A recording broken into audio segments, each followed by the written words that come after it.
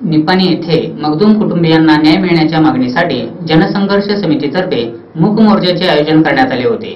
या मोर्चामध्ये सर्वपक्षीय नेते मंडळी, विविध संघटनांचे पदाधिकारी व नागरिकांनी उत्स्फूर्त प्रतिसाद दर्शविला।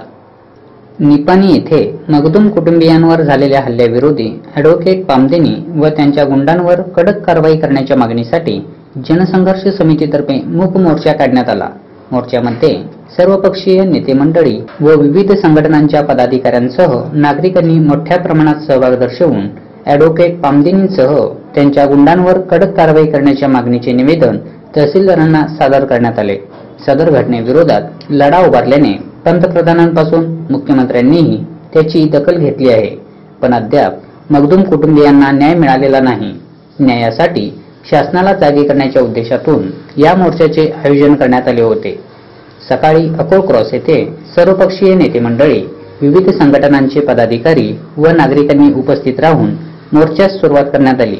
मूक मोर्चा तहसीलदार कार्यालयाजवळ आल्यानंतर माजी आमदार काकासाहेब पाटील व प्राध्यापक सुभाष जोशी यांच्या हस्ते तहसीलदारांच्या गैरहजेरीमध्ये कनिष्ठ अधिकारी कंचगा रट्टी यांच्याकडे निवेदन सादर करण्यात आले।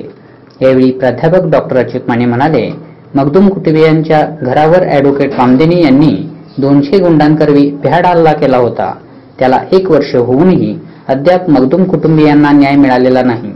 शिवाय वरिष्ठ पातळीवर या घटनेची दखल घेऊनही जिल्हास्तरीय शासकीय अधिकाऱ्यांनी भेट दिलेली नाही। त्यामुळे न्यायासाठी हा मोर्चा काढण्यात आल्याचे सांगितले। ॲडव्होकेट RC इंगळगी, रमेश देसाई, स्वाभिमानी शेतकरी संघटनेचे प्राध्यापक यांना खोत, महाराष्ट्र एकीकरण समितीचे जयराम मिरजकर, रेखा कांबळे, शिवसेनेचे बाबासाहेब खांबे यांनीही मनोगतातून या भ्याड हल्ल्याचा निषेध केला।